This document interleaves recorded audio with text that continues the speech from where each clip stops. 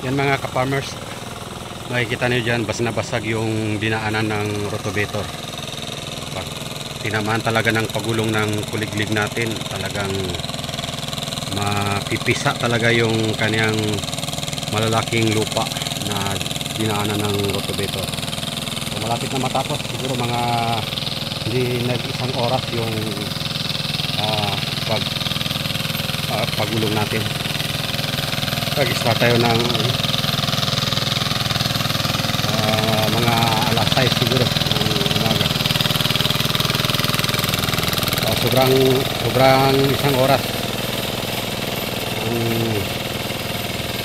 time na pagulong natin dyan sa area natin na 1 hectare area natin.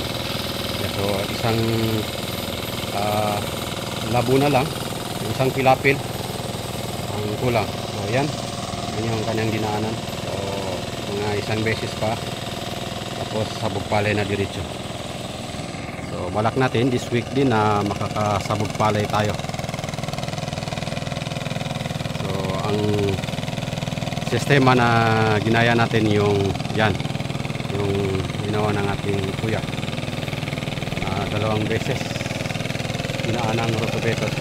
Pero yan mga ka-farmers, hindi siya nadaanan ng pagulong. Dalawang beses dinaanan ng rotavator. So diretso sabog palay. So ito sa atin, itong mahuli, yan pinadaanan natin ng pagulong. So yan, makakatipid tayo ng gastos, tipid din ng oras. Basta ang i-prepare lang natin yung grass cutter na na-apply natin sa ating damo. So kahit na may gulang na yung damo, kayang-kaya ng grass cutter. So depende lang doon sa timpla natin. Sa unang na-vlog natin mga ka-farmers, nakita nyo naman na maraming reaction doon sa na-vlog natin.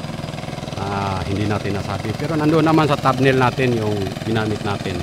Hindi lang siguro nakita ng mga kapwa natin farmers. May mga basod din tayo mga ka-farmers, no? So walang problema dyan, ganyan talagang buhay, no? Walang perfecto pagdating sa anumang bagay. So yan ang matatapos na ng ating kapatid, bunsong kapatid, yung isang pilapil dyan sa last na.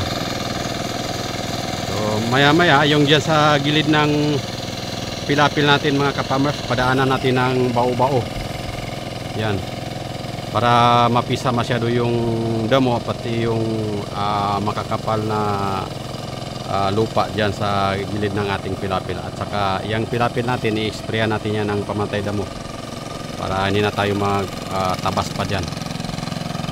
So medyo mabilisan lang ito ang trabaho natin mga ka-farmers, kasi humahabol tayo ng tubig. Supposed to be mga ka-farmers is hindi buwan ng bukid ngayon eh.